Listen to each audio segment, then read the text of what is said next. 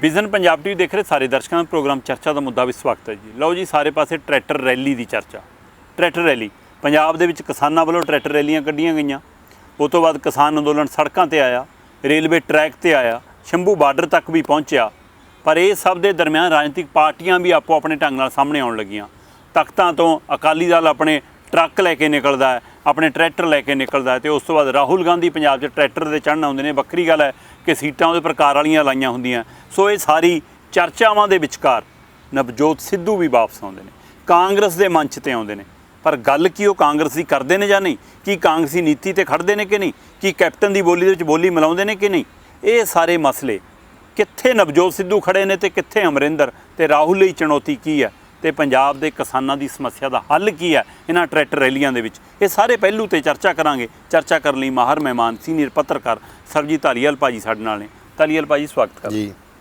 ਭਾਜੀ, ਪਹਿਲਾਂ ਤਾਂ ਟਰੈਕਟਰ ਰੈਲੀਆਂ ਦੀ ਉਹ ਗੱਲ ਕਰ ਲਈਏ ਕਿ ਟਰੈਕਟਰ ਰੈਲੀਆਂ ਇਹ ਤਖਤਾਂ ਤੋਂ ਲੈ ਕੇ ਨਿਕਲੇ। 3 ਤਖਤਾਂ ਤੋਂ ਪੰਜਾਬ 'ਚ ਜਿਹੜੇ ਤਖਤ ਆਉਂਦੇ ਨੇ, ਅਕਾਲੀ ਦਲ ਉੱਥੋਂ ਆਇਆ, ਚੰਡੀਗੜ੍ਹ ਆਇਆ, ਤੇ ਬਾਅਦ 'ਚ ਅਰਦਾਸ ਕਰਕੇ ਤੁਰੇ ਸੀਗੇ ਮੈਮੋਰੈਂਡਮ ਦੇਵਾਂਗੇ, ਉਹ ਪੂਰੀ ਨਹੀਂ ਹੋਈ, ਅਰਦਾਸ ਨਹੀਂ ਦੇ ਹੋਏ।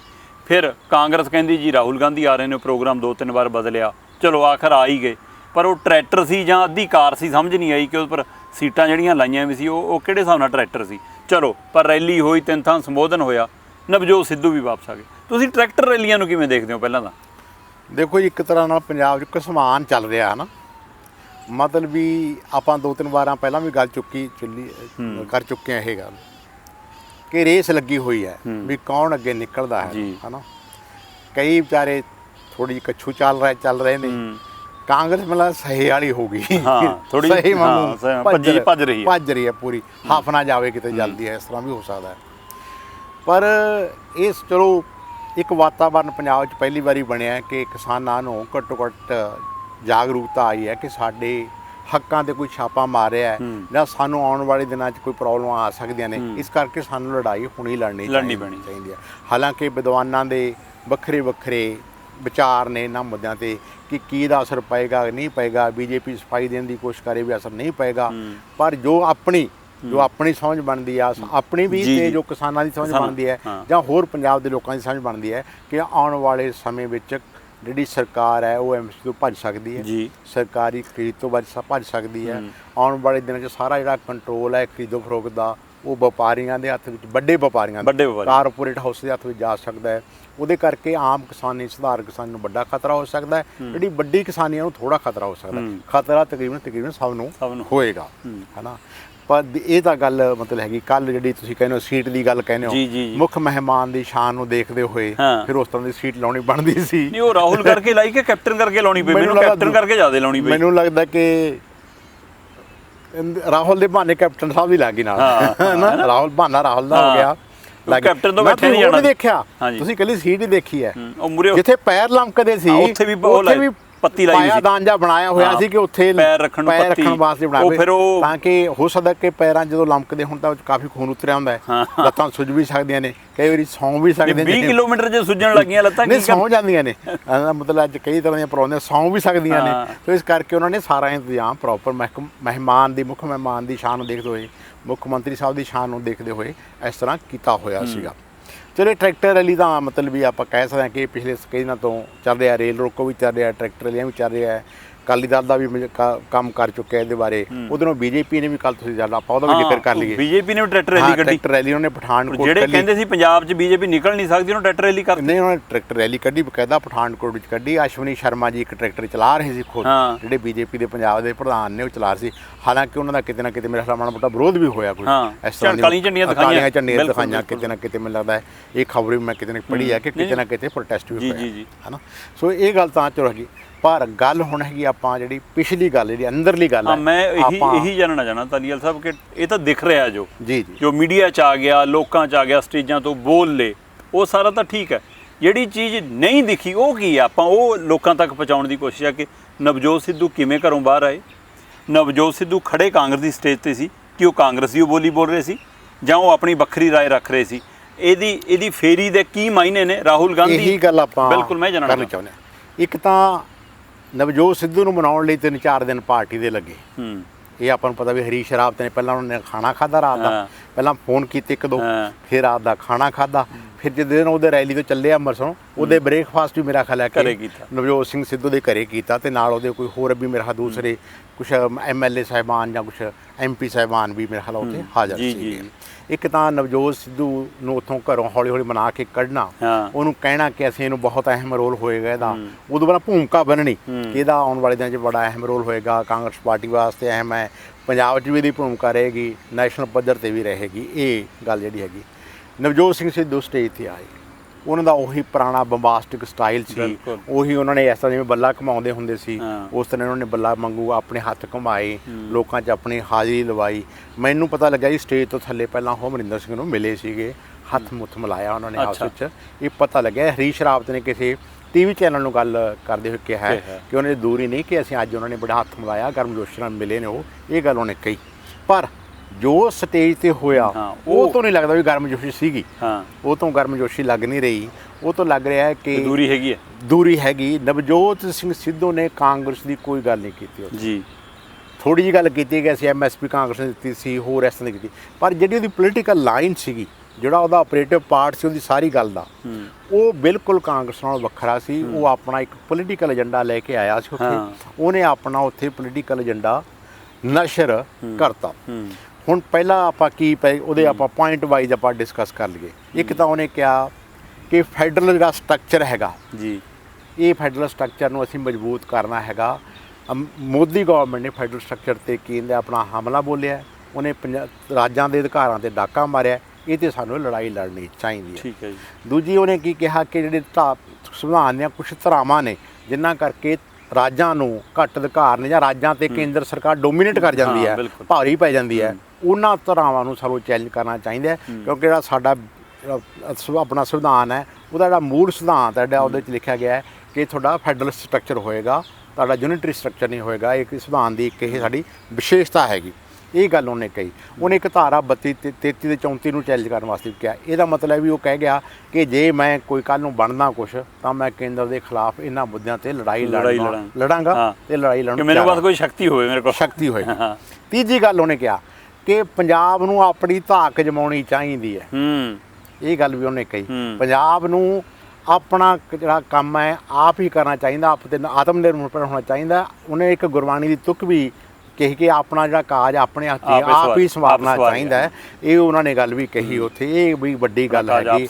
ਦੂਜਾ ਉਹਨੇ ਕਿਹਾ ਵੀ ਸਰਕਾਰਾਂ ਨੂੰ ਪਿੱਠ ਨਹੀਂ ਦਿਖਾਉਣੀ ਚਾਹੀਦੀ। ਉਹ ਇਸ਼ਾਰਾ ਕੀਤਾ ਸੀ ਸਿੱਧਾ ਅਮਰਿੰਦਰ ਤੇ।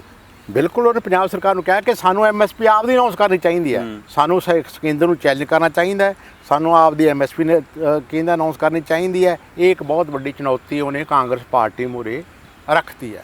ਮਤਲਬ ਆਪਦਾ ਏਜੰਡਾ ਵੀ ਦੇ ਗਏ ਉਹ, MSP ਵਾਲੀ ਗੱਲ ਵੀ ਕਹਿ ਗਏ, ਤੇ ਦੂਸਰੀ ਗੱਲ ਮਤਲਬ ਕਹਿੰਦੇ ਉਹ ਆਪਣਾ ਕਹਿੰਦੇ ਸਾਰਾ ਆਪਣੇ ਆਪ ਨੂੰ ਸਤਾਬਦੀ ਕਰਕੇ ਕਿ ਜੇ ਮੈਂ ਕੱਲ੍ਹ ਨੂੰ ਆਉਣਾ ਤਾਂ ਮੈਂ ਕੀ ਕਰਾਂਗਾ, ਮੈਂ ਕੀ ਕਰਾਂਗਾ, ਮੇਰੇ ਮਨ ਵਿੱਚ ਕੀ ਪੰਜਾਬ ਬਾਰੇ ਖਿਆਲ ਹੈਗੇ ਨੇ।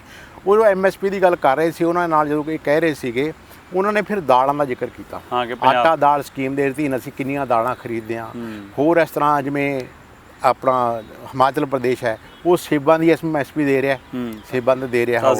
ਇਸ ਤਰ੍ਹਾਂ ਕਹਿੰਦਾ ਦੁੱਧ ਅਸੀਂ ਚੱਕ ਰਹੇ ਹਾਂ, ਜੇ ਅਸੀਂ ਦੁੱਧ ਚੱਕ ਸਕਦੇ ਹਾਂ ਕਿਸਾਨਾਂ ਦਾ 16 ਲੱਖ ਲੀਟਰ ਜਾਂ 20 ਲੱਖ ਲੀਟਰ ਜਿਹੜਾ ਡੇਲੀ, ਅਸੀਂ ਅਨਾਜ ਕਿਉਂ ਨਹੀਂ ਚੱਕ ਸਕਦੇ? ਸਾਨੂੰ ਆਪਣਾ ਕੰਮ ਆਪ ਹੀ ਕਰਨਾ ਚਾਹੀਦਾ। ਸਾਨੂੰ ਉਹਦਾ ਮਤਲਬ ਹੈ ਉਹਨੇ ਕੇਂਦਰ ਦੇ ਖਿਲਾਫ ਇੱਕ ਲਾਈਨ ਖਿੱਚਦੀ ਕਿ ਸਾਨੂੰ ਕੇਂਦਰ ਤੇ ਜਿਹੜੀ ਨਿਰਭਰਤਾ ਉਹ ਛੱਡ ਦੇਣੀ ਚਾਹੀਦੀ ਹੈ। ਇਸ ਤੋਂ ਅਗਲੀ ਗੱਲ ਇਸ ਤੋਂ ਅਗਲੀ ਗੱਲ ਕਿ ਉਹਨਾਂ ਨੇ ਫਿਰ ਇਹ ਸਾਰੀਆਂ ਗੱਲਾਂ ਕਰਦੇ ਕਰਦੇ ਨਾਲ ਉਹਨੇ ਆਪਣਾ ਦੁਖੜਾ ਵੀ ਰੋਇਆ। ਦੁਖੜਾ ਉਹ ਇਹ ਸੀਗਾ ਕਿ ਸਾਨੂੰ ਸ਼ੰਭੂ ਨਹੀਂ ਟੱਪਣ ਦੇ। ਕਿਆ ਇਹ ਸ਼ੰਭੂ ਟੱਪਣ ਨਹੀਂ ਦਿੰਦੇ? ਇਹ ਬਾਰ-ਬਾਰ ਕਿਹਾ। ਉਹਨਾਂ ਨੇ ਰਾਹੁਲ ਵੱਲ ਵੀ ਗੱਲ ਕੀਤੀ ਕਿ ਰਾਹੁਲ ਜੀ ਸਾਡੇ ਵਾਸਤੇ ਸਭ ਤੋਂ ਵੱਡਾ ਸਵਾਲ ਇਹ ਹੈਗਾ ਕਿ ਸਾਨੂੰ ਸ਼ੰਭੂ ਨਹੀਂ ਟੱਪਣ ਦੇ, ਸਾਡੇ ਪਾਣੀ ਦੀਆਂ ਵਿਛਾੜਾਂ ਮਾਰਦੇ ਆ ਥੋੜ੍ਹੇ ਦਿਨ ਪਹਿਲਾਂ ਹੀ ਸਰੀਰ ਜਾਖੜ ਦੇ ਪਾਣੀ ਦੀਆਂ ਵਿਛਾੜਾਂ ਮਾਰੀਆਂ ਉਹਨਾਂ ਨੇ। ਇਹ ਕੀ ਮਤਲਬ ਸੀ? ਇਹਦਾ ਮਤਲਬ ਹੈ ਕਿਤੇ ਪੰਜਾਬ 'ਚ ਇਸ ਗੱਲ ਦਾ ਬਹੁਤ ਵੱਡਾ ਰੋਸ ਹੈ ਹਰਿਆਣਾ ਸਰਕਾਰ ਦੇ ਕਹਿ ਲਓ ਖਿਲਾਫ ਜਾਂ ਦਿੱਲੀ ਸਰਕਾਰ ਦੇ ਖਿਲਾਫ ਕਹਿ ਦਿਓ ਕਿ ਉਹਨਾਂ ਨੂੰ ਦਿੱਲੀ ਕਿਉਂ ਨਹੀਂ ਜਾਣ ਦਿੱਤਾ ਜਾ ਰਿਹਾ। ਇਹ ਕੱਲ੍ਹ ਨੂੰ ਬਹੁਤ ਵੱਡਾ ਸਵਾਲ ਬਣ ਸਕਦਾ ਪੰਜਾਬ ਵਿੱਚ। ਇਸ ਸਵਾਲ ਨੂੰ ਕਿ ਕੀ ਉਸ ਬੋਲਾਂ 'ਚ ਕੁਝ ਹੋਰ ਵੀ ਲੁਕਿਆ ਸੀ ਕਿ ਇਹ ਕਹਿਣਾ ਕਿ ਸ਼ੰਭੂ ਨਹੀਂ ਟੱਪਣ ਦਿੰਦੇ ਮਤਲਬ ਸਾਤੋਂ ਦਿੱਲੀ ਦੂਰ ਹੈ, ਲਾਹੌਰ ਨੇੜੇ ਹੈ, ਕਿਤੇ ਇਹੀ ਜਿਹੀ ਕੋਈ ਗੱਲ ਤਾਂ ਨਹੀਂ?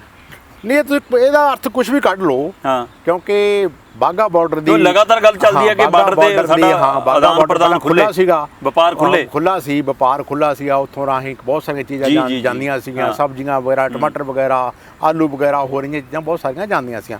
ਉਹਨਾਂ ਨੇ ਇਹ ਗੱਲ ਨਹੀਂ ਕਹੀ, ਪਰ ਇਹਦਾ ਮਤਲਬ ਕੀ ਹੈ? ਹਾਂ, ਮੈਂ ਉਹੀ ਕਹਿ ਰਿਹਾ, ਸਾਨੂੰ ਬਾਗਾ ਨਹੀਂ ਟੱਪਣ ਦਿੰਦੇ, ਆਹ ਨਾ ਸਾਨੂੰ ਇਹ ਨਹੀਂ ਟੱਪਣ ਦਿੰਦੇ। ਸੋ ਇਹ ਗੱਲ ਦਾ ਇਹਦੇ ਅੰਦਰ ਬਹੁਤ ਵੱਡਾ ਇੱਕ ਅਰਥ ਛੁਪਿਆ ਹੋਇਆ ਹੈ। ਉਹਨਾਂ ਨੇ ਗੱਲ ਬੇਸ਼ੱਕ ਨਾ ਕਹੀ ਹੋਵੇ, ਪਰ ਪੰਜਾਬੀਆਂ ਦੇ ਮਨ ਵਿੱਚ ਕਿਤੇ ਨਾ ਕਿਤੇ ਇਸ ਗੱਲ ਦੀ ਬਹੁਤ ਵੱਡਾ ਗੁੱਸਾ ਹੈ ਕਿ ਸਾਨੂੰ ਸ਼ੰਭੂ ਤੋਂ ਅੱਗੇ ਜਾਣ ਨਹੀਂ ਦਿੱਤਾ, ਸਾਡੀ ਰਾਜਧਾਨੀ ਜਾਣ, ਹਾਂ ਵੀ ਦੇਸ਼ ਦੀ ਰਾਜਧਾਨੀ ਹੈ, ਦੇਸ਼ ਦੀ ਰਾਜਧਾਨੀ ਵਿੱਚ ਤੁਸੀਂ ਨਹੀਂ ਜਾ ਸਕਦੇ, ਤੁਹਾਡਾ ਰਾਹ ਰੋਕ ਲਿਆ ਜਾਂਦਾ ਹੈ, ਰਾਹ ਵੀ ਸਟੇਟ ਰੋਕਦੀ ਹੈ, ਕੋਈ ਹੋਰ ਸੂਬਾ ਰੋਕ ਰਿਹਾ, ਤਾਂ ਇਹ ਕੱਲ ਨੂੰ ਇਹਦੇ ਬਹੁਤ ਵੱਡੇ ਮਾਇਨੇ ਨਿਕਲ ਸਕਦੇ ਆ। ਮੈਨੂੰ ਲੱਗਦਾ ਹੈ ਕਿ ਮੈਨੂੰ ਪਤਾ ਨਹੀਂ ਵੀ ਇਹਨਾਂ ਜਿਹੜੀ ਕੇਂਦਰ ਦੀ ਸਰਕਾਰ ਦਾ ਕੌਣ ਐਡਵਾਈਜ਼ਰ ਹੈ, ਪਰ ਉਹਨੂੰ ਕਹਿਣਾ ਚਾਹੀਦਾ ਜਾਂ ਕਹਿੰਦਾ ਆਪਣਾ ਖੱਟੜ ਸਾਹਿਬ ਨੂੰ, ਹਾਂ, ਕਿ ਉੱਥੇ ਆ ਕੇ ਕਰਨ ਪ੍ਰੋਟੈਸਟ, ਉੱਥੇ ਰੋਕੋ, ਦਿੱਲੀ ਰੋਕੇ, ਤੇਰਾ ਕੋਈ ਫਰਜ਼ ਨਹੀਂ ਬਣਦਾ।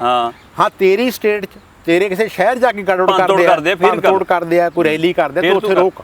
ਪਰ ਜੇ ਉਹ ਹਾਈਵੇ ਤੇ ਆਉਂਦੇ ਨੇ, ਫਿਰ ਦਿੱਲੀ ਸਰਕਾਰ ਨੇ ਦੇਖਣਾ ਹੈ ਕਿ ਅਸੀਂ ਕੀ ਰੋਕਣਾ ਕਿ ਨਹੀਂ ਰੋਕਣਾ, ਜਾਂ ਕੋਈ 10 ਬੰਦਿਆਂ ਨੂੰ ਲੈ ਕੇ ਜਾਣਾ ਹੈ, ਜਾਂ ਕੋਈ ਡੈਲੀਗੇਸ਼ਨ ਆਉਣਾ ਹੈ, ਜਾਂ ਕੋਈ ਕਿਸੇ ਖਾਸ ਥਾਂ ਤੇ ਉਹਨੂੰ ਰੈਲੀ ਕਰਨ ਦਾ ਅਲਾਓ ਕਰ ਦੇਣਾ ਹੈ ਕਿ ਤੁਸੀਂ ਰੈਲੀ ਕਰਦੇ ਕਰ ਸਕਦੇ ਹੋ। ਉੱਥੋਂ ਦੀ ਸਰਕਾਰ ਨੇ ਦੇਖਣਾ ਹੈ। ਜਿਵੇਂ ਤੁਸੀਂ ਦੇਖੇ ਹੋਣਾ ਵੀ ਅੱਜ ਕੱਲ੍ਹ ਇੰਡੀਆ ਗੇਟ ਤੇ ਜਿਹੜੀ ਲੜਕੀ ਮਰੀ ਹੈ ਆਪਣੀ ਯੂਪੀ ਵਾਲੀ, ਜਿਹੜੀ ਦਲਿਤ ਲੜਕੀ ਦਾ ਮਰਡਰ ਹੋਇਆ, ਮਤਲਬ ਮਰਡਰ ਹੀ ਹੋਇਆ ਉਹ, ਤੇ ਉਹਦੇ ਬਾਰੇ ਅੱਜ ਲੋਕ ਧਰਨਾ ਮਾਰ ਹੀ ਰਹੇ ਨੇ, ਉੱਥੇ ਮੁਜ਼ਾਹਰੇ ਕਰ ਹੀ ਰਹੇ ਨੇ, ਹੈ ਨਾ। ਸੋ ਇਸ ਕਰਕੇ ਮੇਰਾ ਖਿਆਲ ਹੈ ਕਿ ਇਹ ਜਿਹੜੀ ਹੈ ਇਹਦੀ ਗੱਲਾਂ ਦੇ ਬਹੁਤ ਡੂੰਘੇ ਅਰਥ ਨੇ। ਇਦੋਂ ਅੱਗੇ ਦੀ ਗੱਲ, ਕੱਲ੍ਹ ਸ਼ਾਮੀ ਹੀ ਜਿਹੜੀ ਕੋਰ ਕਮੇਟੀ ਹੈਗੀ ਅਕਾਲੀ ਦਲ ਦੀ, ਉਹਦੀ ਇੱਕ ਮੀਟਿੰਗ ਸੀ, ਉਸੇ ਵਿੱਚ ਵੀ ਫੈਡਰਲ ਦਾ ਏਜੰਡਾ ਆਇਆ। ਫੈਡਰਲਿਜ਼ਮ ਦਾ ਏਜੰਡਾ ਆਇਆ, ਉਹਦੇ 'ਚ ਕਿਹਾ, ਜਿਹੜਾ ਸੁਖਬੀਰ ਬਾਦਲ ਨੇ ਕਿਹਾ ਹੈ, ਜੋ ਉਹਨਾਂ ਦੀ ਜਿਹੜੀ ਸਟੇਟਮੈਂਟ ਆਈ ਹੈ, ਉਹਨੇ ਕਿਹਾ ਹੈ ਕਿ ਅਸੀਂ ਵੀ ਚਾਹੁੰਦੇ ਹਾਂ ਕਿ ਫੈਡਰਲਿਜ਼ਮ ਦੇ ਇਸ਼ੂ 'ਤੇ ਲੜਾਈ ਲੜੀ ਜਾਵੇ, ਉਹਨਾਂ ਪਾਰਟੀਆਂ ਨਾਲ ਸੰਪਰਕ ਕੀਤਾ ਜਾਵੇ ਜਿਹੜੀਆਂ ਕਿ ਸੰਘੀ ਢਾਂਚੇ ਦੇ ਹੱਕ ਵਿੱਚ ਨੇ, ਸਟੇਟਾਂ ਨੂੰ ਵੱਧ ਅਧਿਕਾਰ ਚਾਹੁੰਦੀਆਂ ਨੇ। ਉਹਦੇ ਵਿੱਚ ਕੀ ਹੋਇਆ, ਫਿਰ ਉਹਨੇ ਇੱਕ ਕਮੇਟੀ ਬਣਾਤੀ ਇਸ ਮੁੱਦੇ 'ਤੇ। ਉਹ ਕਮੇਟੀ ਦੇ ਜਿਹੜੇ ਹੈਗੇ ਨੇ ਬਲਵਿੰਦਰ ਸਿੰਘ ਭੂੰਦੜ ਹੈਗੇ ਨੇ, ਪ੍ਰਧਾਨ ਬਣਾਏ ਨੇ। ਉਹਦੇ ਨਾਲ ਹੀ ਕਹਿੰਦੇ ਆਪਣਾ ਪ੍ਰੇਮ ਸਿੰਘ ਚੰਦੂ ਮਾਜਰਾ ਨੇ, ਨਾਲ ਹੀ ਕਹਿੰਦੇ ਉਹਦੇ ਨਰੇਸ਼ ਗੁਜਰਾਲ ਨੇ, ਤੇ ਨਾਲ ਹੀ ਕਹਿੰਦੇ ਮਨਜਿੰਦਰ ਸਿੰਘ ਸਰਸਾ ਨੇ, ਜਿਹੜੇ ਦਿੱਲੀ ਵਾਲੇ ਨੇ ਜਾਂ ਰਾਜ ਸਭਾ ਦੇ ਮੈਂਬਰ ਨੇ, ਵੀ ਉੱਥੇ ਉਹ ਸਾਰੀਆਂ ਜਿਹੜੀਆਂ ਆਪਣਾ ਰੀਜਨਲ ਪਾਰਟੀਆਂ ਹੈਗੀਆਂ, ਖੇਤਰੀ ਪਾਰਟੀਆਂ ਨਾਲ ਤਾਲਮੇਲ ਕਰਨਗੇ, ਉਹਨਾਂ ਨਾਲ ਗੱਲ ਕਰਕੇ ਫੈਡਰਲ। ਅਕਾਲੀ ਦਲ ਨੇ ਹੀ 1978 ਜਾਂ 77 ਦੇ ਵਿੱਚ ਇਹ ਜਿਹੜਾ ਅਨੰਦਪੁਰ ਸਾਹਿਬ ਦਾ ਮਤਾ ਪਾਸ ਕਰਕੇ ਫੈਡਰਲ ਸਿਸਟਮ 'ਤੇ ਲੜਾਈ ਲੜਨ ਦਾ ਫੈਸਲਾ ਕੀਤਾ ਸੀ। ਫਿਰ ਉਹ ਲੜਾਈ ਹੌਲੀ ਹੌਲੀ ਉਹਨਾਂ ਦੇ ਹੱਥਾਂ 'ਚੋਂ ਨਿਕਲ ਗਈ, ਉਹ ਰੈਡੀਕਲ ਐਲੀਮੈਂਟ ਦੇ ਹੱਥਾਂ ਵਿੱਚ ਚਲੀ ਗਈ। ਉਸ ਤੋਂ ਬਾਅਦ ਪੰਜਾਬ 'ਚ ਕੀ ਕੁਛ ਹੋਇਆ ਤੁਹਾਨੂੰ ਪਤਾ ਹੀ ਹੈ, ਨੈਸ਼ਨਲ ਪਾਰਟੀ ਬਣਾਉਣ ਦਾ ਸੁਪਨਾ ਆ ਗਿਆ। ਫਿਰ ਉਸ ਤੋਂ ਬਾਅਦ ਜਦੋਂ ਬੀਜੇਪੀ ਨਾਲ ਸਾਂਝ ਹੋ ਗਈ, ਇਹ ਸਾਰਾ ਫੈਡਰਲ ਸਟਰਕਚਰ ਅਕਾਲੀ ਦਲ ਭੁੱਲ ਗਿਆ, ਫਿਰ ਉਹ ਟਰੰਕ ਹੁਣ ਖੋਲ੍ਹ ਲਿਆ, ਸਾਰਾ ਸਿੰਘਾਤਮ ਢਾਂਚਾ ਹੀ ਖੁੱਲ੍ਹ ਗਿਆ।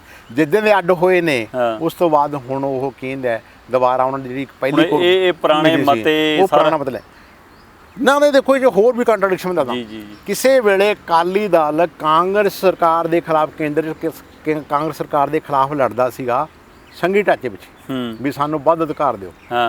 ਅੱਜ ਕਾਂਗਰਸ ਪਾਰਟੀ ਆਪਣੀ ਸਟੇਜ ਤੋਂ ਬੋਲ ਰਹੀ ਹੈ ਕਿ ਸਟੇਟਾਂ ਨੂੰ ਵੱਧ ਅਧਿਕਾਰ ਦਿਓ। ਸੰਘੀ ਢਾਂਚੇ ਤੇ ਹਮਲਾ ਹੋਇਆ, ਅਕਾਲੀ ਪਿੱਛੇ ਨੇ, ਅਕਾਲੀ ਬਾਅਦ ਚ ਬੋਲਦੇ ਨੇ। ਤੁਸੀਂ ਦੇਖੋ ਵੀ ਕੰਟਰਾਡਿਕਸ਼ਨ ਦੇਖੋ। ਅਕਾਲੀ ਦਾ ਜਦੋਂ ਬੀਜੇਪੀ ਦਾ ਸਰਕਾਰ ਬਣੇ, ਕੇਂਦਰ ਸਰਕਾਰ ਵਿੱਚ, ਉਹਨਾਂ ਨੇ ਫੈਡਰਲ ਢਾਂਚੇ ਦਾ ਕੋਈ ਗੱਲ ਹੀ ਨਹੀਂ ਕੀਤੀ, ਉਹ ਇਸ ਬਾਰੇ ਚੁੱਪ ਭੁੱਲ ਹੀ ਗਏ ਕਿ ਇਸ ਤਰ੍ਹਾਂ ਦੀ ਕੋਈ ਚੀਜ਼ ਹੈਗੀ ਹੈ। ਕਾਂਗਰਸ ਕਦੇ ਕਰਦੀ ਨਹੀਂ ਸੀ, ਪਰ ਹੁਣ ਕਾਂਗਰਸ ਜੋ ਅਕਾਲੀਆਂ ਕੋਲ ਏਜੰਡਾ ਸੀ ਉਹ ਕਾਂਗਰਸ ਨੇ ਲੈ ਲਿਆ। ਕੱਲ੍ਹ ਸਿੱਧੂ ਇਸ ਏਜੰਡੇ ਦੇ ਬਹੁਤ ਬੋਲੇ ਤੇ ਕੇਂਦਰ ਸਰਕਾਰ ਦੇ ਖਿਲਾਫ ਬੋਲੇ ਕਿ ਸਾਡੇ ਤੇ ਹਮਲਾ ਹੈਗਾ। ਸੋ ਕੁੱਲ ਮਿਲਾ ਕੇ ਪੰਜਾਬ ਦੀ ਜਿਹੜੀ ਦੇਸ਼ ਦੀ ਰਾਜਨੀਤੀ ਹੈ, ਪੰਜਾਬ ਦੀ ਰਾਜਨੀਤੀ ਹੈ, ਉਹਦੇ ਵਿੱਚ ਇਹੋ ਜਿਹਾ ਘਟਨਾਕ੍ਰਮ ਵਾਪਰ ਰਿਹਾ ਹੈ, ਉੱਪਰ ਥੱਲੇ ਹੋ ਰਿਹਾ ਹੈ ਕਿ ਤੁਹਾਨੂੰ ਇਹ ਸਾਰਾ ਕੁਛ ਫਾਲੋ ਕਰਨਾ, ਇਹਨੂੰ ਸਮਝਣ ਵਾਸਤੇ ਕਾਫੀ ਮਤਲਬ ਵੀ ਦਿਮਾਗ ਲਾਉਣਾ ਪੈਂਦਾ। ਤਲੀਵਾਲ ਸਾਹਿਬ, ਆਪਾਂ ਬ੍ਰੇਕ ਤੇ ਜਾਣਾ। ਬ੍ਰੇਕ ਤੇ ਜਾਣ ਤੋਂ ਪਹਿਲਾਂ ਮੈਂ ਇੱਕ ਸਵਾਲ ਇਸ ਨੂੰ, ਤੁਸੀਂ ਕਹਿ ਰਹੇ ਹੋ ਕਿ ਉੱਥੋਂ ਨਵਜੋਤ ਸਿੱਧੂ ਨੇ ਆਪਣਾ ਵੱਖਰਾ ਏਜੰਡਾ ਰੱਖਤਾ, ਪਰ ਅਮਰਿੰਦਰ ਸਿੰਘ ਜਦੋਂ ਬੋਲਦੇ ਨੇ ਉਹਨਾਂ 'ਚ ਵੀ ਇੱਕ ਵੱਖਰਾ ਏਜੰਡਾ ਮੈਨੂੰ ਝਲਕਿਆ।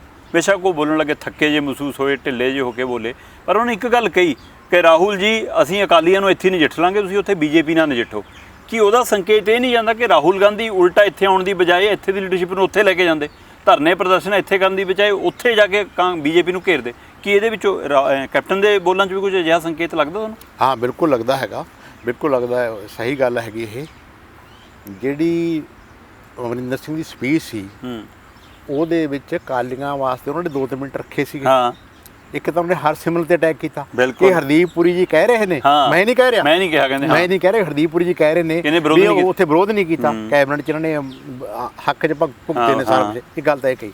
ਦੂਜਾ ਉਹਨੇ ਕਿਹਾ ਕਿ ਅਸੀਂ ਇੱਥੇ ਨਕਾਲੀਆਂ ਨੂੰ ਨਿਪਟ ਲਾਂਗੇ, ਤੁਸੀਂ ਉੱਥੇ ਜਾ ਕੇ ਲੜਾਈ BJP ਕਰੋ। ਨਾਲ। ਉਹ ਕਹਿੰਦੇ ਆ, ਮਤਲਬ ਉਹਨਾਂ ਦਾ ਕਹਿਣ ਦਾ ਭਾਵ ਇਹ ਸੀ ਮੇਰਾ ਖਿਆਲ ਹੈ ਕਿ ਆਪਾਂ ਨੂੰ ਇਹਨੂੰ ਨੈਸ਼ਨਲ ਮੂਵਮੈਂਟ ਬਣਾਉਣਾ ਚਾਹੀਦਾ। ਸਾਨੂੰ ਸਾਰੇ ਦੇਸ਼ ਦੀ ਕਿਸਾਨੀ ਨੂੰ ਇਕੱਠਾ ਕਰਨਾ ਚਾਹੀਦਾ ਵੀ ਜਿਹੜੇ ਦੂਜੇ ਕਾਂਗਰਸ ਦੇ ਚੀਫ ਮਿਨਿਸਟਰ ਹੈਗੇ ਨੇ, ਹੋਰ ਸਟੇਟਾਂ 'ਚ ਵੀ ਹੈਗੇ, ਉਹਨਾਂ ਨੂੰ ਵੀ ਤੁਸੀਂ ਮੋਟੀਵੇਟ ਕਰੋ ਕਿ ਆਪਾਂ ਦਿੱਲੀ 'ਚ ਕੰਸੈਂਟਰੇਟ ਕਰੀਏ ਤਾਂ ਇਸ ਮੁੱਦੇ ਤੇ ਲੜਾਈ ਇਕੱਠੇ ਹੋ ਕੇ ਲੜੀਏ। ਕਿਉਂਕਿ ਅਮਰਿੰਦਰ ਸਿੰਘ ਨੂੰ ਇਸ ਗੱਲ ਦਾ ਪਤਾ ਹੈ, ਜੇ ਲੜਾਈ ਇਕੱਲੀ ਪੰਜਾਬ ਤੇ ਹਰਿਆਣੇ ਤੱਕ ਸੀਮਿਤ ਰਹਿੰਦੀ ਹੈ ਤਾਂ ਇਹ ਲੜਾਈ ਨੂੰ ਜਿੱਤਣਾ ਬਹੁਤ ਮੁਸ਼ਕਲ ਹੋਏਗਾ। ਭਾਵੇਂ ਜੋ ਮਰਜ਼ੀ ਕਿੰਨਾ ਵੀ ਜ਼ੋਰ ਲਾਈ ਜਾਣ। ਠੀਕ ਹੈ ਕਿ ਬਾਰਡਰ ਸਟੇਟ ਹੈਗੀ, ਕੇਂਦਰ ਸਰਕਾਰ ਦਾ ਇਹਦੇ ਧਿਆਨ ਤਾਂ ਜ਼ਰੂਰ ਰਹੇਗਾ, ਪਰ ਜੇ ਕਿਤੇ ਝਾਰਖੰਡ, ਦੂਸਰਾ ਮੱਧ ਪ੍ਰਦੇਸ਼, ਕਹਿੰਦਾ ਆਪਣਾ ਆਂਧਰਾ, ਕਰਨਾਟਕਾ, ਤਾਮਿਲਨਾਡੂ, ਇਹ ਸਟੇਟਾਂ ਵੀ ਆ ਜਾਂਦੀਆਂ ਨੇ ਜਾਂ ਉੱਥੋਂ ਦੇ ਕਾਂਗਰਸ ਦੇ ਬੰਦੇ ਇਕੱਠੇ ਕਰਕੇ ਫਾਰਮਰ ਲਿਆਉਂਦੇ ਜਾਂਦੇ ਨੇ ਤਾਂ ਕੇਂਦਰ ਸਰਕਾਰ 'ਤੇ ਪ੍ਰੈਸ਼ਰ ਵੱਧ ਸਕਦਾ ਹੈ। ਕਿਉਂਕਿ ਇਸ ਵੇਲੇ ਕਾਂਗਰਸ ਸਰਕਾਰ ਵਾਸਤੇ ਇਹ ਬਹੁਤ ਵੱਡਾ ਇੱਕ ਪ੍ਰੈਸਟੀਜ ਇਸ਼ੂ ਬਣ ਗਿਆ। ਕਾਂਗਰਸ ਪਾਰਟੀ ਸਾਰੀ ਇਨਵੋਲਵ ਹੋ ਗਈ ਹੈ।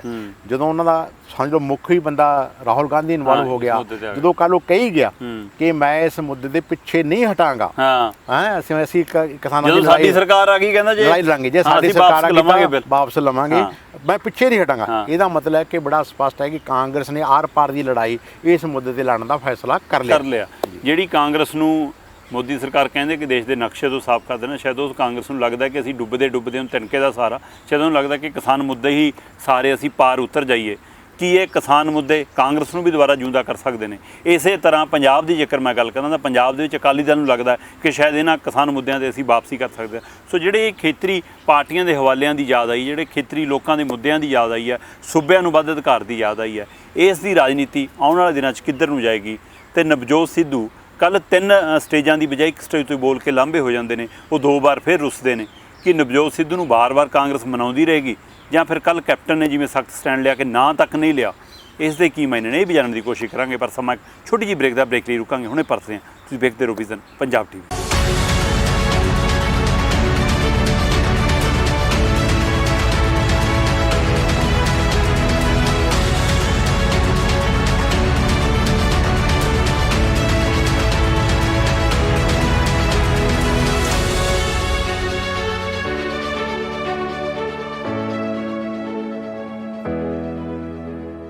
ਵਿਜ਼ਨ ਪੰਜਾਬੀ ਦੇਖ ਰਹੇ ਸਾਰੇ ਦਰਸ਼ਕਾਂ ਦਾ ਪ੍ਰੋਗਰਾਮ ਚਰਚਾ ਦਾ ਮੁੱਦਾ ਵੀ ਸਵਾਗਤ ਹੈ। ਧਾਲੀਵਾਲ ਸਾਹਿਬ ਨਾਲ ਅਸੀਂ ਗੱਲ ਕਰ ਰਹੇ ਹਾਂ ਕੱਲ੍ਹ ਦੀਆਂ ਟਰੈਕਟਰ ਰੈਲੀਆਂ ਦੇ ਹਵਾਲੇ ਨਾਲ, ਜਿਹਦੇ ਵਿੱਚੋਂ ਕਲੀਅਰ ਹੋ ਗਿਆ ਕਿ ਨਵਜੋਤ ਸਿੱਧੂ ਨੇ ਆਪਣਾ ਵੱਖਰਾ ਏਜੰਡਾ ਰੱਖਿਆ। ਧਾਲੀਵਾਲ ਸਾਹਿਬ, ਤੁਸੀਂ ਯਾਰ ਨਵਜੋਤ ਸਿੱਧੂ ਨੇ ਵੱਖਰਾ ਏਜੰਡਾ ਰੱਖਿਆ, ਉਹ ਰਾਹੁਲ ਗਾਂਧੀ ਉਸ ਸਟੇਜ ਤੋਂ ਜਿੱਥੋਂ ਨਵਜੋਤ ਸਿੱਧੂ ਬੋਲਦੇ ਨੇ ਉੱਥੇ ਰਾਹੁਲ ਗਾਂਧੀ ਉਹਦਾ ਜ਼ਿਕਰ ਵੀ ਕਰਦੇ ਨੇ ਤੇ ਨਵਜੋਤ ਸਿੱਧੂ ਕੈਪਟਨ ਦਾ ਨਾਮ ਵੀ ਲੈਂਦੇ ਨੇ, ਪਰ ਕੈਪਟਨ ਨਵਜੋਤ ਸਿੱਧੂ ਦਾ ਨਾਂ ਨਹੀਂ ਲੈਂਦੇ ਤੇ ਉਹ ਅਗਲੀਆਂ 2 ਥਾਵਾਂ ਦੀ ਰੈਲੀਆਂ ਦੇ ਵਿੱਚ ਉਹਨਾਂ ਨੂੰ ਚੱਕਰ ਪਿੰਡ ਦੇ ਵਿੱਚ ਤੇ ਉੱਥੇ ਹੋਰ ਕਿਤੇ ਉਹਨਾਂ ਨੂੰ ਜਗ੍ਹਾ ਬੋਲਣ ਦੀ ਮੌਕਾ ਵੀ ਨਹੀਂ ਦਿੱਤਾ ਜਾਂਦਾ। ਕਿ ਇਹਦੇ ਨਾਲ ਵੀ ਲੱਗਦਾ ਕਿ ਅਜੇ ਪਾੜਾ ਮੁੱਕਿਆ ਨਹੀਂ ਹੈ, ਉਹ ਇੱਕ ਵਾਰ ਕਾਰ 'ਚ ਜਾ ਕੇ ਬੈਠ ਗਏ ਫਿਰ ਰਾਬਤ ਬਣਾ ਕੇ ਕਿੰਨੀ ਕੁ ਦੇਰ ਮਨਾਊਗੀ ਕਾਂਗਰਸ ਫਿਰ? ਨਹੀਂ ਦੇਖੋ, ਪਾੜਾ ਬਿਲਕੁਲ ਨਹੀਂ ਮੁੱਕਿਆ ਹੈਗਾ। ਪਾੜਾ ਮੁੱਕਣ ਦਾ ਗੱਲ ਵੀ ਮੈਨੂੰ ਲੱਗਦਾ ਸਮਝ ਨਹੀਂ ਆ ਰਹੀ ਕਿ ਨਹੀਂ ਮੁੱਕੇਗਾ। ਕੱਲ੍ਹ ਤੁਸੀਂ ਜੇ ਅਮਰਿੰਦਰ ਸਿੰਘ ਦਾ ਬਿਆਨ ਪੜ੍ਹੋ, ਉਹਨਾਂ ਨੇ ਕਿਹਾ ਕਿ ਕਿਸੇ ਬੰਦੇ ਨੂੰ ਖੁਸ਼ ਕਰਨ ਵਾਸਤੇ ਅਹੁਦਾ ਨਹੀਂ ਦਿੱਤਾ ਜਾ ਸਕਦਾ, ਕਿਸੇ ਖਾਸ ਬੰਦੇ ਨੂੰ। ਉਹਨਾਂ ਨੇ ਸਪੈਸ਼ਲ ਕਿਹਾ ਕਿ ਬਿਜਲੀ ਵਾਲਾ ਲੈਣਾ ਆ ਕੇ ਲੈ ਲਵੇ, ਮੈਂ ਉਹ ਸਥਾਨਕ ਸਰਕਾਰ ਨਾਲ ਨਹੀਂ ਦੇ ਸਕਦਾ। ਇਹਦਾ ਮਤਲਬ ਹੈ ਕਿ ਉਹਨਾਂ ਦਾ ਜਿਹੜਾ ਅਮਰਿੰਦਰ ਸਿੰਘ ਦਾ ਸਟੈਂਡ ਨਵਜੋਤ ਸਿੰਘ ਸਿੱਧੂ ਵਾਲੇ ਮੁੱਦੇ ਤੇ ਪੂਰੀ ਤਰ੍ਹਾਂ ਇਸ਼ੂ ਹੈ। ਦੂਜੀ ਉਹਨਾਂ ਨੇ ਕਿਹਾ ਕਿ 3 ਸਾਲ ਪਹਿਲਾਂ ਹੀ ਆਇਆ ਕਾਂਗਰਸ, ਵੀ 3 ਸਾਲ ਪਹਿਲਾਂ ਆਏ ਬੰਦੇ ਨੂੰ ਕਾਂਗਰਸ ਪੰਜਾਬ ਦਾ ਕਿਵੇਂ ਪ੍ਰਧਾਨ ਬਣਾ ਦਈਏ, ਹੈ ਨਾ। ਸੋ ਇਸ ਕਰਕੇ ਇਹਦਾ ਮਤਲਬ ਹੈ ਕਿ ਕਿਤੇ ਨਾ ਕਿਤੇ ਤਲਖੀਆਂ ਖੜੀਆਂ ਨੇ, ਉਵੇਂ ਐਜ ਇਟ ਇਜ਼ ਖੜੀਆਂ ਨੇ। ਦੂਜਾ, ਨਵਜੋਤ ਸਿੰਘ ਸਿੱਧੂ ਨੂੰ ਇਸ ਗੱਲ ਦਾ ਪਤਾ ਸੀ, ਉਸਨੇ ਆਪਣਾ ਇਹਨਾਂ ਵਾਸਤੇ ਵੱਡੀ ਲਕੀਰ ਉਹ ਖਿੱਚ ਗਿਆ। ਅੱਛਾ ਜੀ। ਇਹਨਾਂ ਵਾਸਤੇ ਚੁਣੌਤੀਆਂ ਖੜੀਆਂ ਕਰ ਗਿਆ ਵੀ MSP ਦਿਓ, ਆਪਾਂ ਦਾਲਾਂ ਬਣਾਓ, ਮੇਰੇ ਕੋਲ ਆਪਣਾ ਏਜੰਡਾ ਹੈਗਾ ਨਹੀਂ, ਆਪਣਾ ਏਜੰਡਾ ਹੈਗਾ। ਫੈਡਰਲ ਸਿਸਟਮ ਤੇ ਅਟੈਕ ਕਰ ਗਿਆ ਉਹ ਆਪਣਾ ਏਜੰਡਾ ਇਹਨਾਂ ਨੂੰ ਦੇ ਗਿਆ ਕਿ ਜੇ ਕੱਲ੍ਹ ਨੂੰ ਮੈਂ ਇਕੱਲਾ ਵੀ ਲੜਦਾ ਚੋਣ, ਜੇ ਮੈਂ ਕਾਂਗਰਸ ਦੇ ਪਲੇਟਫਾਰਮ ਤੋਂ ਨਹੀਂ ਲੜਦਾ ਤਾਂ ਮੈਂ ਇਹ ਗੱਲਾਂ ਲੈ ਕੇ ਚੱਲੂੰਗਾ। ਤੇ ਪੰਜਾਬ ਦੀ ਸਾਈਕੀ ਵਿੱਚ ਫੈਡਰਲ ਵਾਲੀ ਸਿਸਟਮ ਵਾਲੀ ਪਹਿਲਾਂ ਹੈਗੀ ਗੱਲ, ਹੈਗੀ ਆ, ਲੋਕ ਇਹਨੂੰ ਮਨਜ਼ੂਰ ਕਰਦੇ ਨੇ। ਕਿਉਂ ਕਰਦੇ ਨੇ? ਕਿਉਂਕਿ ਅਕਾਲੀਆਂ ਨੇ ਇਸ ਮੁੱਦੇ ਦੇ 8-10 ਸਾਲ ਲਗਾਤਾਰ ਲੜਾਈ ਲੜੀ ਹੈਗੀ, ਉਦੋਂ ਦਾ ਲੋਕਾਂ ਦੇ ਮਨ ਵਿੱਚ ਇਹ ਗੱਲ ਹੈਗੀ ਹੈ ਕਿ ਫੈਡਰਲ ਸਟਰਕਚਰ ਹੋਣਾ ਚਾਹੀਦਾ। ਦੂਜਾ, ਜਿਹੜੀ ਇਸ ਵੇਲੇ BJP ਦੀ ਨੀਤੀ ਹੈ ਉਹ ਹੈਗੀ ਜਿਵੇਂ ਸਾਡੇ ਕੋਲ ਇੱਕ ਦੇਸ਼ ਇੱਕ ਮਾਰਕੀਟ, ਜਿਹੜਾ ਇਹ ਜਿਹੜੀ ਜਿਹੜਾ ਕ੍ਰਿਸ਼ੀ ਵਾਲਾ ਸਿਸਟਮ ਹੈ ਨਾ, ਜਿਹੜਾ ਕ੍ਰਿਸ਼ੀ ਵਾਲਾ ਸਿਸਟਮ ਹੈ ਸਾਰਾ, ਜਿਹੜਾ ਖੇਤੀ ਵਾਲੇ ਆਪਾਂ ਕਾਨੂੰਨ ਬਣੇ ਨੇ, ਇਹਨਾਂ ਦੇ ਪਿੱਛੇ ਉਹੀ ਬੈਕਗ੍ਰਾਉਂਡ ਆ। ਬਿਲਕੁਲ ਅਸਲ ਵਿੱਚ ਇੱਕ ਦੇਸ਼ ਇੱਕ ਮਾਰਕੀਟ, ਇੱਕ ਦੇਸ਼ ਇੱਕ ਟੈਕਸ, ਇੱਕ ਦੇਸ਼ ਇੱਕ ਵਿਦਿਆ ਨੀਤੀ, ਇੱਕ ਭਾਸ਼ਾ ਇੱਕ ਇੱਕ ਸਿੱਖਿਆ ਦੇਸ਼ ਇੱਕ ਭਾਸ਼ਾ। ਉਹ ਸਾਰੀਆਂ ਗੱਲਾਂ ਜਿਹੜੀਆਂ ਇਕੱਠੀਆਂ ਮਿਲਾ ਕੇ ਜੋ ਅਕਾਲੀ ਦਲ ਦਾ ਜੋ ਆਪਣਾ ਬੀਜੇਪੀ ਦਾ ਆਈਡੀਓਲੋਜੀਕਲ ਏਜੰਡਾ ਹੈ, ਉਹ ਵੀ ਆਪਣਾ ਹੌਲੀ ਹੌਲੀ ਉਹ ਆਪਣਾ ਆਈਡੀਓਲੋਜੀਕਲ ਏਜੰਡਾ ਲੈ ਕੇ ਬਿਲਕੁਲ ਸਾਹਮਣੇ ਬੀਜੇਪੀ ਆ ਰਹੀ ਹੈ। ਉਹਦੇ 'ਚ ਕੋਈ ਇਹਦੇ 'ਚ ਦੋ ਰਹਿਮਾਂ ਨਹੀਂ ਹੋਣਾ ਚਾਹੀਦੀਆਂ। ਠੀਕ ਹੈ, ਉਹ ਲਿਆ ਰਿਹਾ ਰਿਫਾਰਮ ਦੇ ਅੰਡਰ ਕਿ ਰਿਫਾਰਮ ਕਰ ਰਹੇ ਹਾਂ ਵੀ ਸੁਧਾਰ ਕਰ ਰਹੇ ਹਾਂ, ਟੈਕਸ ਸੁਧਾਰ ਕਰ ਰਹੇ ਹਾਂ, ਹੋਰ ਕਰ ਰਹੇ ਹਾਂ। ਜਦੋਂ ਜੀਐਸਟੀ ਦੇ ਮੁੱਦੇ ਦੀ ਆਪਾਂ ਗੱਲ ਕਰ ਰਹੇ ਹਾਂ, ਜੀਐਸਟੀ ਦਾ ਮੁੱਦਾ ਜਦੋਂ ਕਾਂਗਰਸ ਲੈ ਕੇ ਆਈ ਸੀ, ਕਿੰਨੀ ਲੜਾਈ ਲੜੀ ਕਾਂਗਰਸ ਨੇ ਲੋਕ ਸਭਾ ਵਿੱਚ, ਪਰ ਬੀਜੇਪੀ ਨੇ ਪਾਸ ਨਹੀਂ ਹੋਣ ਦਿੱਤਾ। ਜਦੋਂ ਆਪ ਦੀ ਸਰਕਾਰ ਆਈ ਮਿੰਟ 'ਚ ਪਾਸ ਕਰਕੇ ਵਾਰਾਂ ਮਾਰਿਆ। ਉਹ ਗੱਲ ਤਾਂ ਕੋਈ ਕੁਝ ਵੀ ਨਹੀਂ ਸੀ, ਗੱਲ ਤਾਂ ਉਹੀ ਹੈ। ਸਮਝਾ ਜਿਹੜਾ ਜੀਐਸਟੀ ਬੀਜੇਪੀ ਲੈ ਕੇ ਆਈ ਹੈ ਉਹ ਮੋਰ ਕੰਪਲੀਕੇਟਡ ਹੈ। ਜੋ ਪਹਿਲਾਂ ਕਾਂਗਰਸ ਲੈ ਕੇ ਆ ਰਹੀ ਸੀ ਉਹ ਜ਼ਿਆਦਾ ਬੈਟਰ ਸੀਗਾ, ਉਹਦੇ 'ਚ ਟੈਕਸ ਸਟਰਕਚਰ ਘੱਟ ਸੀਗਾ, ਵਧੀਆ ਸੀ ਉਹ ਸਿਸਟਮ। ਇਹ ਬਹੁਤ ਕੰਪਲੀਕੇਟਡ ਹੈ, ਇਹਦੇ ਨਾਲ ਜ਼ਿਆਦਾ ਲੋਕਾਂ ਨੂੰ ਪ੍ਰੋਬਲਮਾਂ ਕਿੰਨੀ ਆ ਗਈਆਂ। ਤੇ ਤੁਸੀਂ ਜਿਹੜੀ ਗੱਲ ਹੋਰ ਕਹਿ ਰਹੇ, ਮੈਂ ਜਿਹੜੀ ਗੱਲ ਜਾਣਨਾ ਚਾਹੁੰਦਾ ਤਾਲੀਵਾਲ ਸਾਹਿਬ ਕਿ ਤੁਸੀਂ ਗੱਲ ਕਰ ਰਹੇ ਹੋ, ਚਾਹੇ ਉਹ ਜੀਐਸਟੀ ਲੈ ਕੇ ਆਏ, ਚਾਹੇ ਨੋਟਬੰਦੀ ਲੈ ਕੇ ਆਏ, ਚਾਹੇ ਹੁਣ ਇਹ ਵਪਾਰ ਦੇ ਪੱਖ ਨਾਲ ਕਹਿ ਰਹੇ ਨੇ ਅਸੀਂ ਦੇਸ਼ ਨੂੰ ਬਹੁਤ ਤਰੱਕੀ ਅੰਤਰਰਾਸ਼ਟਰੀ ਪੱਧਰ 'ਤੇ, ਇਹਦੇ ਪਿੱਛੇ ਕੋਈ ਵੀ ਪਾਰਟੀ ਜਦੋਂ ਚੱਲਦੀ ਆ ਤਾਂ ਉਹਨੂੰ ਫੰਡਿੰਗ ਦੀ ਲੋੜ ਪੈਂਦੀ ਆ। ਕਿ ਇਹ ਫੰਡਿੰਗ ਦੀ ਆੜ ਮਤਲਬ ਕਿ ਸਹਾਰੇ ਇਹ ਸਾਰਾ ਕੁਝ ਕਾਰਪੋਰੇਟ ਘਰਾਣੇ ਮੂਹਰੇ ਲਿਆਂਦਾ ਜਾ ਰਿਹਾ ਕਿ ਜਿਹਦੀ ਝੋਲੀ ਦੇ ਵਿੱਚੋਂ ਵੱਧ ਪੈਸੇ ਪਾਉਂਦੇ ਨੇ ਉਹ ਪਾਰਟੀ ਉਹਨਾਂ ਦੇ ਏਜੰਡੇ ਤੇ ਕੰਮ ਕਰ ਲੈਂਦੀਆਂ। ਕਦੇ ਲੱਗਦਾ ਸੀ ਕਿ ਮਨਮੋਹਨ ਸਿੰਘ ਉੱਥੋਂ ਪੜ੍ਹ ਕੇ ਆਏ ਨੇ, ਇਹ ਵਪਾਰੀਆਂ ਦੀ ਗੱਲ ਕਰਦੇ ਨੇ ਜੀ ਜ਼ਿਆਦਾ, ਇਹ ਉਦਯੋਗਪਤੀਆਂ ਦੀ ਗੱਲ ਵੱਧ ਕਰਦੇ ਨੇ, ਤੇ ਹੁਣ ਉਹ ਤੋਂ ਵੀ ਗਾਹਾਂ ਮੂਹਰੀ ਲਾਈਨ 'ਚ ਖੜੇ ਨੇ ਨਰਿੰਦਰ ਮੋਦੀ ਹੋਰੀ, ਜਿਨ੍ਹਾਂ ਦੇ ਨਾਂ ਹੀ ਲਾਗੇ ਅਬਾਨੀ ਅਡਾਨੀ ਸ਼ਬਦ ਹੀ ਨਾਲ ਜੁੜ ਗਿਆ। ਪੰਜਾਬ 'ਚ ਮੋਗੇ ਵਾਲਾ ਉਹ ਕਾਂਡ ਹੁਣ ਸਾਹਮਣੇ ਆ ਰਿਹਾ, ਅਕਾਲੀ ਦਲ ਮੀਂਹ ਪੱਤਰ। ਕੀ ਲੱਗਦਾ ਕਿ ਕਾਰਪੋਰੇਟ ਘਰਾਣੇ ਜਿਹਦੇ ਝੋਲੀ 'ਚ ਖੁੱਦੇ ਨੇ ਫਿਰ ਸਰਕਾਰ ਉਹਦੀ ਬੋਲੀ ਬੋਲਣ ਲੱਗ ਜਾਂਦੀ ਹੈ? ਬਿਲਕੁਲ ਹੁੰਦਾ ਜੀ, ਇਹ ਪੱਕਾ ਹੁੰਦਾ ਹੈ। ਜਿਹੜੇ ਕਾਰਪੋਰੇਟ ਘਰਾਣੇ ਹੈਗੇ ਉਹ ਦੇਖੋ ਪਾਲਿਸੀ ਮੈਟਰ ਵਿੱਚ ਪੂਰਾ ਇੰਟਰਵਿਊ ਕਰਦੇ।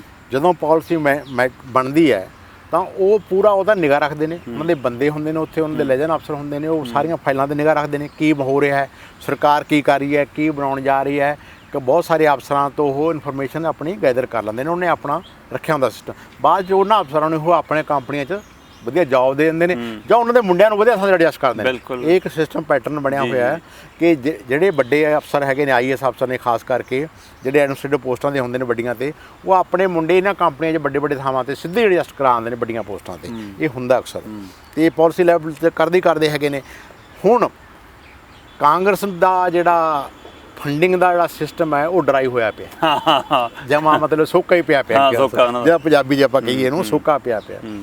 ਤੇ ਇਹ ਵੀ ਗੱਲ ਦਾ ਪਤਾ ਹੈ ਕਿ ਅੰਬਾਨੀ ਤੇ ਅਡਾਨੀ ਇਸ ਵੇਲੇ ਜਿਹੜੇ ਕਿ ਕਾਂਗਰਸ ਆਪਣੀ ਜਿਹੜੀ ਸਰਕਾਰ ਹੈ ਬੀਜੇਪੀ ਦੀ, ਨਾਂ ਬਣ ਗਏ, ਉਹਦੇ ਨਾਲ ਆਇਡੈਂਟੀਫਾਈ ਕਰਦੇ ਨੇ। ਇਹ ਤਾਂ ਸਿੰਬੋਲਿਕ ਦੋ ਨਾਂ ਬਣ ਗਏ, ਕਾਰਪੋਰੇਟ ਘਰਾਣਿਆਂ ਦਾ ਇੱਕ ਬਹੁਤ ਵੱਡਾ ਸਿੰਬਲ ਬਣ ਗਏ ਨੇ। ਹਾਂ, ਉਹਦੇ ਬਿਨਾ ਹੋਰ ਕਿੰਨੇ ਨੇ ਲਾਈਨ 'ਚ, ਹੋਰ ਕਿੰਨੇ ਨੇ, ਟਾਟਾਜ ਵੀ ਹੈਗੇ ਨੇ, ਹੋਰ ਬੜੀਆਂ ਕੰਪਨੀਆਂ ਹੈਗੀਆਂ ਨੇ, ਹੈ ਨਾ, ਕਿੰਨੇ ਹਿੰਦੂਜਾ ਬ੍ਰਦਰਸ ਹੈਗੇ ਨੇ, ਹੋਰ ਬੜੇ ਹੈਗੇ ਨੇ। ਸੋ ਇਸ ਕਰਕੇ ਪੰਜਾਬ 'ਚ ਘਰਾਣੇ ਤਾਂ ਬਹੁਤ ਨੇ, ਘੱਟੋ ਘੱਟ 100-150 ਘਰਾਣਾ ਹੈਗਾ, ਜਿਹਦੇ ਵਿੱਚ ਵੱਡੇ ਵੱਡੇ ਆਪਣਾ ਏਅਰਟੈਲ ਵਾਲੇ ਹੈਗੇ ਨੇ, ਉਸ ਵਾਲ ਹੈਗੇ ਨੇ, ਹੈ ਨਾ ਜੀ, ਮੋਦੀ ਹੈਗੇ ਨੇ, ਪਹਿਲਾਂ ਮੋਦੀ ਪੁਰਾਣਾ ਜਿਹੜੇ ਮੋਦੀ ਸਿਸਟਮ ਸੀਗੇ। ਸੋ ਬਹੁਤ ਘਰਾਣੇ ਹੈਗੇ ਨੇ, ਪਰ ਅਟੈਕ ਇਹਨਾਂ 'ਤੇ ਹੋ ਰਿਹਾ ਕਿਉਂਕਿ ਇਹ ਗੁਜਰਾਤੀ ਨੇ ਦੋਨੇ। ਹਾਂਜੀ, ਇਹਨਾਂ ਨੂੰ ਸਿੱਧੇ ਤੌਰ 'ਤੇ ਆਪਣੇ ਮੋਦੀ ਸਾਹਿਬ ਨਾਲ ਜਿਹੜੇ ਪ੍ਰਾਈਮ ਮਿਨਿਸਟਰ ਉਹਨਾਂ ਨਾਲ ਜੁੜ ਜਾਂਦਾ ਨਾ। ਇਸ ਕਰਕੇ ਕਾਂਗਰਸ ਹੁਣ ਇਸ ਵੇਲੇ ਕੀ ਕਰ ਰਹੀ ਹੈ, ਜੋ ਵੀ ਕਾਰਪੋਰੇਟ ਸੈਕਟਰ ਜਿਹੜਾ ਹੈਗਾ, ਜਿਹੜਾ ਫੰਡਿੰਗ ਕਰ ਰਿਹਾ ਕਹਿੰਦਾ ਸਰਕਾਰ ਨੂੰ ਕਿਸੇ ਨਾ ਕਿਸੇ ਢੰਗ ਨਾਲ, ਉਹ 'ਤੇ ਹਮਲਾ ਕਰ ਰਿਹਾ, ਉਹ 'ਤੇ ਹਮਲਾ ਹੋ ਰਿਹਾ ਹੈ। ਇਹ ਤੁਸੀਂ ਦੇਖੇ ਹੋਣਾ ਕੱਲ੍ਹ ਸਾਰੀਆਂ ਦੀ ਸਪੀਚ ਵਿੱਚ ਭਾਵੇਂ ਰਾਹੁਲ ਗਾਂਧੀ ਨੇ ਹਰੀਸ਼ ਰਾਵਤ ਨੂੰ ਕਿਹਾ ਕਿ ਇਹ ਸਰਕਾਰ ਬੀਜੇਪੀ ਨਹੀਂ ਚਲਾ ਰਹੀ, ਵਾਨੀ ਡਾਨੀ ਇਹ ਚਲਾ ਰਹੇ ਨੇ। ਆਪਣਾ ਸਿੱਧੂ ਸਾਹਿਬ ਨੇ ਵੀ ਇਹੀ ਕਿਹਾ ਤੇ ਅਮਰਿੰਦਰ ਸਿੰਘ ਨੇ ਵੀ ਇਹੀ ਗੱਲ ਕਹੀ। ਹਾਲਾਂਕਿ ਮਤਲਬ ਇਹ ਸਾਰਿਆਂ ਨੇ ਉਹਨਾਂ 'ਤੇ ਹਮਲਾ ਇਕੱਠੇ ਕਰਕੇ ਕੀਤਾ। ਉਹ ਇੱਕ ਸਿੰਬਲ ਬਣ ਗਏ ਦੋਨੇ ਪਰਿਵਾਰ, ਸਿੰਬਲ ਬਣ ਗਏ ਨੇ ਸਾਰੇ ਪਰਿਵਾਰ 'ਤੇ, ਤੇ ਦੋਨੇ ਪਰਿਵਾਰ ਇਸ ਕਰਕੇ ਉਹਨਾਂ 'ਤੇ ਜ਼ਿਆਦਾ ਹਮਲਾ ਹੋ ਰਿਹਾ, ਉਹਨਾਂ ਦਾ ਨਾਂ ਜ਼ਿਆਦਾ ਜ਼ਿਕਰ ਆ ਰਿਹਾ। ਤਾਲੀਵਾਲ ਸਾਹਿਬ, ਮੈਂ ਜਾਂਦੇ ਸਿਰਫ ਇੰਨਾ ਜਾਣਨਾ ਚਾਹੁੰਦਾ ਕਿ ਚਾਹੇ ਉਹ ਕੱਲ੍ਹ ਵਾਲੀ ਰੈਲੀ ਸੀ, ਚਾਹੇ ਹੁਣ 2 ਦਿਨ ਹੋਰ ਰੈਲੀਆਂ ਹੋਣੀਆਂ, ਅਕਾਲੀ ਦਲ ਨੇ ਵੀ ਆਪਣੇ ਮੋਰਚੇ ਵੱਡੇ ਹੋਏ ਨੇ, ਅਕਾਲੀ ਦਲ ਵੀ ਆਪਣੇ ਕਿਸਾਨ ਜਥੇਬੰਦੀਆਂ ਆਪਣੀ ਮੂਵਮੈਂਟ ਦੇ ਹਿਸਾਬ ਨਾਲ ਕੰਮ ਕਰ ਰਹੀਆਂ। ਕੀ ਪੰਜਾਬ ਤੱਕ ਸੀਮਤ ਇਹ ਧਰਨੇ ਪ੍ਰਦਰਸ਼ਨ ਇਹਨਾਂ ਮਸਲਿਆਂ 'ਚੋਂ ਹੱਲ ਕੱਢ ਪਾਉਣਗੇ? ਜਿਹੜਾ ਮਸਲਾ ਸਮੱਸਿਆ ਦੇ ਉੱਤੇ ਖੜੀ, ਉਹ ਤਾਂ ਕਾਨੂੰਨ ਬਣਾਤਾ ਅਗਲੇ ਨੇ, ਤੇ ਇਹਦਾ ਹੱਲ ਲਈ ਕੀ ਰਾਹ ਹੈ? ਨਹੀਂ ਦੇਖੋ, ਇਹਦੇ ਮੇਰਾ ਖਿਆਲ ਹੈ ਕਿ ਇਕੱਲੇ ਨਹੀਂ ਹੱਲ ਕਰ ਸਕਦੇ, ਹੋਰ ਸਟੇਟਾਂ ਦੇ ਕਿਸਾਨਾਂ ਨੂੰ ਵੀ ਨਾਲ ਲੈ ਕੇ ਜਾਣਾ ਪੈਣੇਗਾ। ਉਹਨਾਂ ਨੂੰ ਸਮਝਾਉਣਾ ਪਏਗਾ ਕਿ ਭਾਈ ਇਹ ਇਸ ਤਰ੍ਹਾਂ ਕਿਸਾਨੀ ਦੇ ਹੱਕ 'ਚ ਨਹੀਂ, ਕੱਲ੍ਹ ਨੂੰ ਤੁਹਾਨੂੰ ਵੀ ਪ੍ਰੋਬਲਮ ਆ ਸਕਦੀ ਹੈ। ਮਾਰਕੀਟਿੰਗ ਸਿਸਟਮ ਤੁਹਾਨੂੰ ਵੀ ਚਾਹੀਦਾ, ਕੱਲ੍ਹ ਨੂੰ ਤੁਹਾਡੇ ਵੀ ਸਰਪਲਸ ਪ੍ਰੋਡਿਊਸ ਹੋ ਸਕਦੀ ਹੈ, ਤੁਹਾਡੇ ਵੀ ਸਾਰਾ ਕੁਝ ਸਰਪਲਸ ਹੋ ਸਕਦਾ ਹੈ। ਤੁਹਾਨੂੰ ਵੀ ਇੱਕ ਅੱਛਾ ਮਾਰਕੀਟਿੰਗ ਸਿਸਟਮ ਚਾਹੀਦਾ ਹੈ, ਐਸਟੈਬਲਿਸ਼ ਮਾਰਕੀਟ ਚਾਹੀਦਾ ਹੈ ਨਾਲ। ਮੇਰਾ ਖਿਆਲ ਹੈ ਕਿ ਨਵੰਬਰ ਨੂੰ 24 ਜਾਂ 25 ਨਵੰਬਰ ਨੂੰ ਇੱਕ ਆਲ ਇੰਡੀਆ ਲੈਵਲ ਦਾ ਜਿਹੜਾ ਵੱਡਾ ਪ੍ਰੋਟੈਸਟ ਹੈ ਉਹ ਦਿੱਲੀ ਵਿੱਚ ਹੋਣਾ ਹੈ ਜੀ। ਉਹਦੇ 'ਚ ਘੱਟੋ ਘੱਟ 400 ਜਥੇਬੰਦੀ ਕਿਸਾਨਾਂ ਦੀ ਜਿਹੜੀ ਸਹਿਮਤ ਹੋ ਗਈ ਹੈ ਤਕਰੀਬਨ ਜਿਹੜੀ ਕਿ ਇਕੱਠੀ ਮਿਲ ਕੇ ਚੱਲਣ ਨੂੰ ਤਿਆਰ ਹੈ। ਦੇਸ਼ ਵਿੱਚ ਮੇਰੇ ਖਿਆਲ ਹੈ 231 ਜਿਹੜੀਆਂ ਜਥੇਬੰਦੀਆਂ ਨੇ ਉਹ ਥੋੜ੍ਹੀਆਂ ਪ੍ਰੋ ਲੈਫਟ ਨੇ ਜਾਂ ਕਹਿ ਲਓ ਕਿ ਉਹ ਇਕੱਠੀਆਂ ਚੱਲਦੀਆਂ ਨੇ। ਇਸ ਤੋਂ ਬਿਨਾਂ ਹੋਰ ਜਥੇਬੰਦੀਆਂ ਵੀ ਨੇ 400 ਦੇ ਕਰੀਬ ਟੋਟਲ ਜਥੇਬੰਦੀਆਂ ਹੈਗੇ ਨੇ।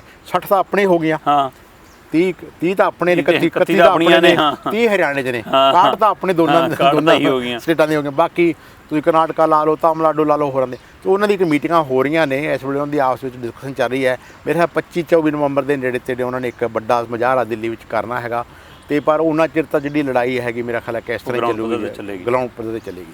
ਚਲੋ ਇਹ ਲੜਾਈ ਅੱਜ ਮੈਂ ਗੱਲ ਕਰਨੀ ਭੁੱਲ ਗਿਆ, ਅੱਜ ਜਾਂ ਸ਼ਾਇਦ ਕੱਲ੍ਹ ਨੂੰ ਚਟਾਲਾ ਸਾਹਿਬ ਜਿਹੜੇ JGP ਵਾਲੇ ਹੈਗੇ ਨੇ, ਦੁਸ਼ਯੰਤ ਚਟਾਲਾ, ਉਹਨਾਂ ਦੇ ਘਰ ਦਾ ਵੀ ਘਿਰਾਓ ਹੋ ਰਿਹਾ। ਉਹਦੇ 'ਚ ਵੀ ਪੰਜਾਬ ਦੀਆਂ ਜਥੇਬੰਦੀਆਂ ਜਾ ਰਹੀਆਂ ਨੇ। ਘਰ ਤਾਂ ਹਰਿਆਣੇ ਵਾਲੇ ਰਹੇ ਨੇ, ਪਰ ਉਹਨਾਂ ਨੂੰ ਇੱਕ ਸਮਰਥਨ ਦੇਣ ਵਾਸਤੇ ਪੰਜਾਬ ਤੋਂ ਵੀ ਕੁਛ ਜਥੇਬੰਦੀਆਂ ਉੱਧਰ ਜਾ ਰਹੀਆਂ ਨੇ। ਬਿਲਕੁਲ ਇਹ ਲੜਾਈ ਜ਼ਰੂਰ ਲੰਬੀ ਆ, ਪਰ ਪੰਜਾਬ ਦੇ ਕਿਸਾਨਾਂ ਨੇ ਤਹੀਆ ਕੀਤਾ ਕਿ ਜਦੋਂ ਤੱਕ ਅਸੀਂ ਜਿੱਤ ਕੇ ਵਾਪਸ ਨਹੀਂ ਆਉਂਦੇ, ਆਪਣੇ ਹੱਕ ਲੈ ਕੇ ਨਹੀਂ ਮੁੜਦੇ, ਤਦ ਤੱਕ ਲੜਾਈ ਲੜਾਂਗੇ। ਇਹਨਾਂ ਦੇ ਵਿਚਕਾਰ ਰਾਜਨੀਤਿਕ ਪਾਰਟੀਆਂ ਜਦੋਂ ਸਾਹਮਣੇ ਆਉਂਦੇ, ਕਦੇ ਕਦੇ ਲੱਗਦਾ ਕਿ ਰਾਜਨੀਤਿਕ ਪਾਰਟੀਆਂ ਇਸ ਚੀਜ਼ ਨੂੰ ਖੇਰੂ ਕਰਨੀਆਂ ਚਾਹੁੰਦੀਆਂ ਨੇ, ਉਹ ਲੋਕਾਂ ਦਾ ਧਿਆਨ ਭਟਕਾਉਣਾ ਚਾਹੁੰਦੀਆਂ ਨੇ, ਤੇ ਜਾਂ ਉਹ ਆਪਣਾ 2022 ਦਾ ਮਿਸ਼ਨ ਲੈ ਕੇ ਚੱਲ ਰਹੀਆਂ ਨੇ। ਪਰ ਜੋ ਵੀ ਹੈ, ਇਸ ਸਮੇਂ ਪੰਜਾਬ ਦਾ, ਦੇਸ਼ ਦਾ ਕਿਸਾਨ ਕੇਂਦਰਤ ਹੈ, ਤੇ ਉਸ ਦੇ ਮੁੱਦੇ 'ਤੇ ਜੇਕਰ ਰਾਜਨੀਤੀ ਹੋ ਰਹੀ ਆ ਤਾਂ ਕੁਛ ਨਾ ਕੁਛ ਆਸ ਵੀ ਹੈ ਕਿ ਇਸੇ ਹੱਲ ਨਿਕਲੇਗਾ। ਕਿਉਂਕਿ ਜਿਹੜੀਆਂ ਵੱਡੀਆਂ ਪਾਰਟੀਆਂ, ਜੇਕਰ ਉਹ ਵੀ ਗੱਲ ਕਰਦੇ, ਜਿਵੇਂ ਧਾਰੀਵਾਲ ਸਾਹਿਬ ਨੇ ਕਿਹਾ ਕਿ ਰਾਹੁਲ ਗਾਂਧੀ ਨੇ ਕੱਲ੍ਹ ਕਿਹਾ ਕਿ ਜੇਕਰ ਸਾਡੀ ਸਰਕਾਰ ਆਈ, ਸਰਕਾਰ ਆਉਂਦੀਆਂ ਜਾਂ ਨਹੀਂ ਇਹ ਬਾਅਦ ਦੀ ਗੱਲ ਹੈ, ਪਰ ਜੇ ਆਉਂਦੀ ਆ ਤਾਂ ਉਹਨਾਂ ਨੇ ਹੁਣ ਜੇਕਰ ਕਿਹਾ ਤਾਂ ਇਹਦੇ ਅੰਦਰ ਉਹਨਾਂ ਨੂੰ ਖੜਨਾ ਪਏਗਾ, ਇਸ ਮੁੱਦੇ 'ਤੇ ਲੜਾਈ ਲੜਨੀ ਪਏਗੀ। ਕਿਉਂਕਿ ਕਾਂਗਰਸ ਵੀ ਆਪਣੀ ਸ਼ਾਖ ਬਚਾਉਣ ਨੂੰ ਫਿਰਦੀ ਹੈ, ਦੇਸ਼ 'ਚ ਆਪਣੀ ਥਾਂ ਲੱਭਦੀ ਫਿਰਦੀ ਹੈ, ਤੇ ਜੇਕਰ ਉਹਨੂੰ ਲੱਗਦਾ ਕਿਸਾਨ ਮੁੱਦੇ ਸਾਡੀ ਵਾਪਸੀ ਹੁੰਦੀ ਆ। ਇਸੇ ਤਰ੍ਹਾਂ ਪੰਜਾਬ ਦੀਆਂ ਰਾਜਨੀਤਿਕ ਪਾਰਟੀਆਂ ਵੀ 2022 ਕਿਸਾਨਾਂ ਦੇ ਮੁੱਦੇ 'ਤੇ ਜਿੱਤਣਾ ਚਾਹੁੰਦੀਆਂ, ਪਰ ਸਵਾਲ ਇਹ ਹੈ ਕਿ ਕਿਸਾਨਾਂ ਨਾਲ ਧੋਖਾ ਨਾ ਹੋਵੇ। ਕਿਸਾਨ ਆਪਣੇ ਮਸਲਿਆਂ ਲਈ, ਹੱਕਾਂ ਦੀ ਜਿਹੜੀ ਲੜ ਰਹੇ ਨੇ, ਉਹਦੇ ਨਾਲ ਖੜਨਾ ਬਹੁਤ ਜ਼ਰੂਰੀ ਹੈ। ਸੋ ਇਸ ਮਸਲੇ 'ਤੇ ਚਰਚਾ ਵੀ ਜਾਰੀ ਰਹੇਗੀ, ਤੇ ਨਵੀਆਂ ਘਟਨਾਵਾਂ ਵੀ ਸਾਹਮਣੇ ਆਉਂਦੀਆਂ ਰਹਿਣਗੀਆਂ। ਅਸੀਂ ਉਹ ਤੱਥ ਵੀ ਲੈ ਕੇ ਆਉਂਦੇ ਰਹਾਂਗੇ, ਉਹ ਵਿਚਾਰਾਂ ਵੀ ਕਰਦੇ ਰਹਾਂਗੇ। ਫਿਰ ਪਰਤਾਂਗੇ ਨਵੇਂ ਮਹਿਮਾਨਾਂ ਨਾਲ, ਨਵੇਂ ਵਿਸ਼ਿਆਂ ਨਾਲ। ਤੁਸੀਂ ਵੇਖਦੇ ਰਹੋ ਵਿਜ਼ਨ ਪੰਜਾਬ TV, ਹਰ ਕਦਮ ਤੁਹਾਡੇ ਨਾਲ।